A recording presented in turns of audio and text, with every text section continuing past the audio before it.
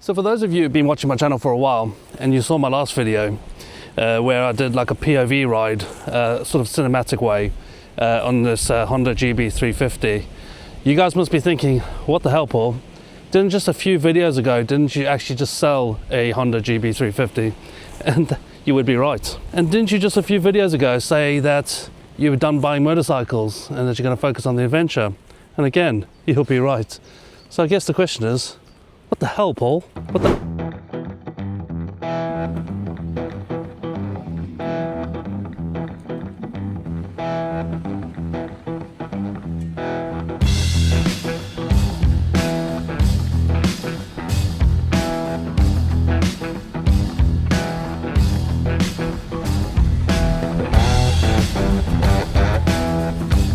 So yes, I can explain. So yes, this is my new to me 2025 Honda GB350s.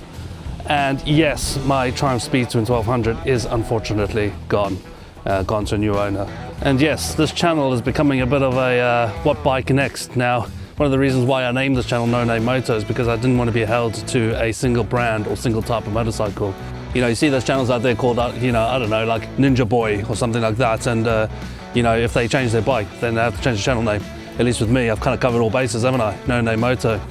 I can have any bike I want. So yeah, so I have changed again, but honestly this time there's a perfectly good reason for it. So I'm gonna jump on the bike, take you along with me, and I'll try and explain myself.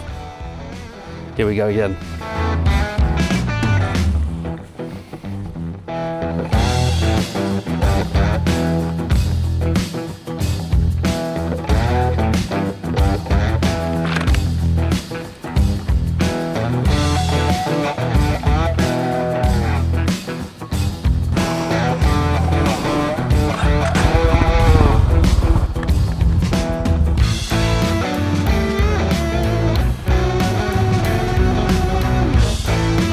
Off-roading.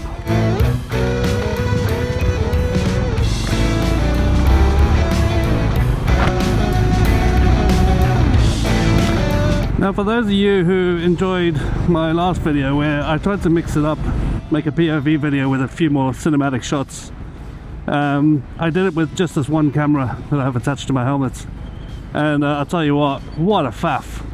I had to stop every sort of 5-10 minutes, change the angle, move it somewhere else different on the bike. So now I finally, as you can tell, invested in a second camera. It's only a cheap DJI Osmo Action 3, which you can pick up for pretty cheap now, second-hand on eBay. Yeah, so hopefully it makes these videos a bit more the same.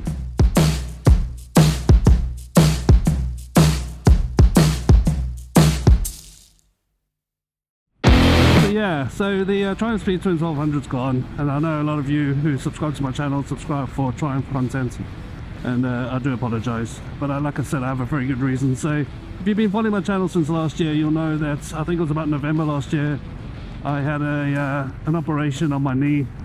I had a torn meniscus, which I've been having an issue for years, and eventually decided to go under the knife. And so yes, as far as I was aware, the operation went well and the meniscus was repaired, but I actually found that after the operation my knee was actually worse than it was before. And when I say worse, is because it just would keep swelling up and hurting. And when you look online, I thought, well, that's all part of the recovery, isn't it? So I thought absolutely everything's fine, but it seemed to be progressively getting worse. So I contacted my doctor, had another MRI, and his words were, there's a lot going on in there. So not only do I have a meniscus, I also have some sort of bone bruising. I didn't know bones could bruise, but apparently they can. And I've also got some cartilage issues. So yeah, so long story short, what was happening when I was getting out and riding my Speed Twin was because of the sporty riding position, you know, your knees are quite bent. I was finding it quite difficult. So after about half an hour on the bike, my knee was starting to sort of seize up a bit, and I had to keep stretching. And then I found after I got off the bike, you know, a couple of days later, my knee would swell up and hurt. And also obviously holding the bike up using that leg is putting pressure on it. So I did try, and I ordered some T100 foot pegs for the bike, and I fitted those. But unfortunately, I mean, they did drop it down, but what it did is it pushed my foot out a little bit in a more of an angle. So it wasn't really that comfortable, so I took those straight off. So yeah, so unfortunately, I had the option of, do I just keep the bike in the garage and then work on getting my knee fixed, which I think may result in another operation, or do I sell it and get something different? Now, I absolutely love my Honda GB350 that I had before. So much so that this is now my third one. Yes, I know, three of the same bikes. Some of you always argue and say never go back to the same bike, but I needed something light. I needed something that doesn't have as much bend in the legs, so this has a lot more leg room. It's a little bit taller seat heights. Although on paper the seat height's the same as the Speed Twin, the pegs are lower, so it's a bit more comfortable. And actually, because this bike's so light, 170 or 180 kilos, I can ride it all day and I actually haven't had an issue, because I can actually hold it up with my leg and there's less pressure on my knee, etc. So yeah, I told you I had a very good reason.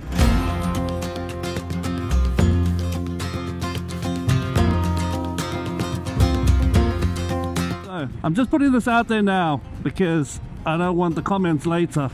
I actually don't mind the comments. The fact that you guys comment and watch my videos means more to me. I don't plan on this being my only motorcycle or my forever motorcycle. This is my motorcycle for now. I expect this bike not to be around for very long, depending on what the doctor says. This is not going to be my forever motorcycle. How long I have this bike, I'm not sure. What I know is for now, this is the perfect bike for me in terms of weight, power, everything else that I kind of need to keep me riding. That's the key, is I don't want to stop riding because of my knee. Now, I have been thinking of, and I know I did a video on this saying how many bikes is too many, and for me I said it was one. I've come to a realization, and also reading a lot of your comments, that actually I think having multiple bikes makes sense because there's no one bike does it all. But for me, I think two bikes fit in my garage quite well, and I think would give me the best of both worlds. So hear me out, this is what I'm thinking. So I got the Honda GB now, and what I'd like to get is something else to complement it. But unfortunately, it has to be inexpensive. I can't afford to go out and buy a BMW GS, not that I would want one. So the other bikes I'm thinking to go alongside this is, I really like that Royal Enfield Bear 650. I test rode it and I absolutely love it. It's a twin, obviously it's lovely. Seat height's a little bit taller than I would like. At 5'7", I find myself sort of on the balls of my feet, but it's manageable. But honestly, it's quite top heavy, so I have to think about my knee on that one. Go for it. Oh, that was a limiter.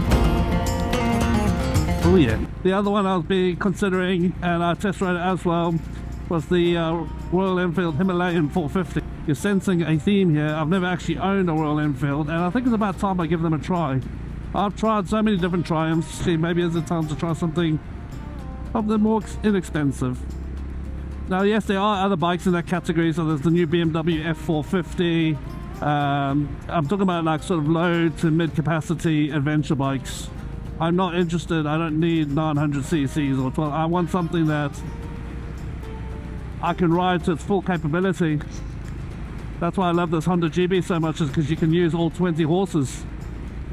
20.7 horses, I'll let you know. But I'd like to know your thoughts. What other bike should I be considering as a second bike?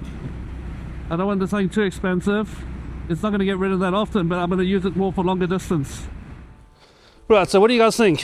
What should go alongside the GB? What would be the perfect sort of second bike, sort of adventure style-y, but modern classic style? So yeah, I still quite like that. That's why I like the Himalayan 450 so much. And if you watch Chris from Bike World, he absolutely rates it for the price. I think value for money is pretty, and I think you can tell by the way I'm talking, it comes sort of swaying towards that. But then I really like the Bear 650. But the Bear 650, I would have to change the rear suspension because everybody complains about that. But yeah, like I said, at some point there will be another bike on this channel. So I'm just putting that out there now, so there's no shock and horror when you guys say, oh my God, Paul's bought another bike. It's gonna happen, it's gonna happen. But for now, the Honda GB350 I think is the perfect bike for me. Yes, it's the third one I've owned, but you know, rather the devil you know. But I want to move away from Triumph. I think it's time to try different brands. Obviously, apart from Honda, all my last 10, 15 bikes have all been different Triumphs. And I need to get away from that, because not only am I losing a lot of money because it's obviously a premium brand, but also there's other brands out there. There's these Chinese bikes. Should I be considering CF Moto? Let me know what you guys think. My only worry with CF Moto or bikes of that ilk is that they're fantastic bikes, don't get me wrong, and everyone raves about them. But what about people that change bikes often, like myself? How much money are you going to lose? Buying a second-hand CF Moto, I'm guessing the depreciation is going to be quite steep. So yeah, let me know your thoughts, guys. Anyways, thanks for watching. Appreciate all of you. If you've watched this far and you haven't already, please do consider hitting that subscribe button. Apparently it helps the channel grow. See you guys on the next one.